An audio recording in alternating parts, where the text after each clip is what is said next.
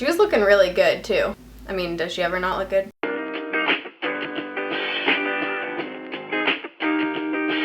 So today I have a review slash demo for you guys on the new Covergirl Ready Set Gorgeous foundation. Saw my girl Katy Perry staring at me and I just had to get it. Marketing at its finest. In the collection there was also concealers, powders, and makeup wipes.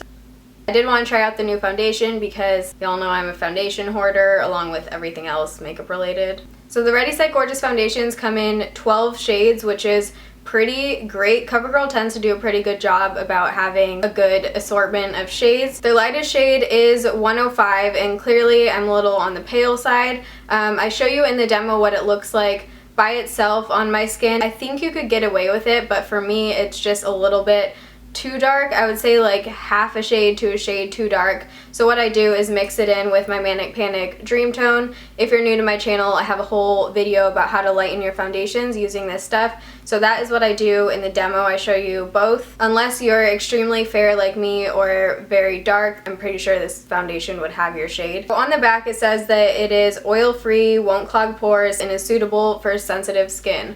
So I have acne-prone combination skin. I do get a little bit oily throughout the day, and this says that it is a flawless natural look that lasts all day. So I'm obviously wearing this foundation right now. I've been wearing it for the past 4 days. I've got to say I am thoroughly impressed with CoverGirl. I've never met a CoverGirl foundation that I'm absolutely in love with until this guy came along. So let's just start off by talking about the packaging. It comes in this squeeze tube, which when I first saw this, I thought it was going to be a pretty thick formula because usually foundations that come in squeeze tubes like NYX Invincible tend to be pretty thick. If you want to see my thoughts on this one, I have a whole get ready video mentioning this. The formula was not what I expected at all. It doesn't feel like a cream. If anything, it applies more like a liquid foundation rather than a cream. I do like the packaging though because you don't have to deal with like pouring it out on the back of your hand. You can just put a little squeeze and you're good to go. Also, can we just look at the pink?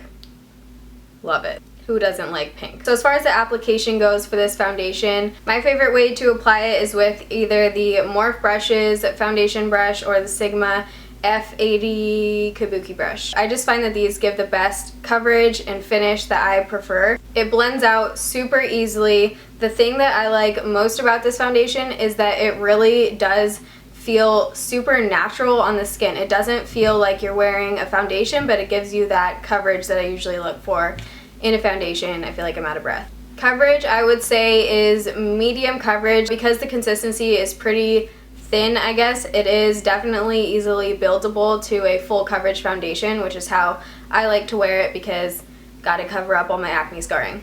It sets really nicely on the skin. It dries pretty fast. It just feels like I'm not really wearing a heavy foundation.